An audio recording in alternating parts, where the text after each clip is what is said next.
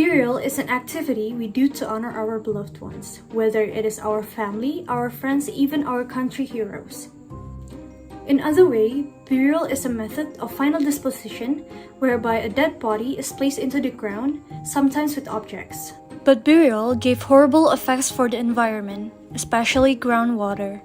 Burial means we have to put a dead body and dispose it to the ground, and the components of the human body could harm the groundwater and land quality. Let's take a look at Pandu Memorial Cemetery. The area of the cemetery is 127,700 meters square. If we talk about cemeteries, especially in Indonesia, there's a lot of requirements that we need to follow. The most important requirement that we need to consider is religious requirement. In Muslims' requirement of burying a corpse, we need at least an area with 2 meters of length, 2 meters of height, and 50 centimeters of width. In Christians' requirements, sometimes they like to contain some building that will be used as the place to mourn. And fun facts about human decomposition that actually apply to how humans decompose in their death. So basically, after 24 to 72 hours, the human body's internal organs will decompose. In 3 to 5 days, the human body will bloat and the internal blood will come out. In 8 to 10 days, the body will accumulate gas, and in weeks after the burial, the nails and teeth of the human body will fall out. In 1 month, the human body will start to liquefy. Dead bodies produce leachate. Wonder what leachate is? Let's imagine a garbage dump or a garbage mountain like Bantar Gebang garbage dump in Bekasi. Yes, it's a garbage dump, not a mountain.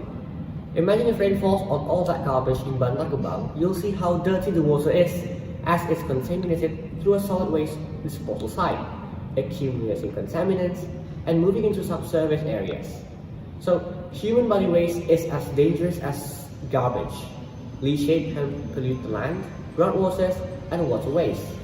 A kilogram of human body weight could produce 0.6 liters of leachate, and this liquid could be mixed with rainwater that is absorbed by the ground. And these groundwaters are the same groundwaters pumped by the buildings. Pandu Memorial Cemetery is very close to business districts such as shopping malls, hotels, and souvenir shops. These buildings pumped groundwaters on the same land they share with the cemetery.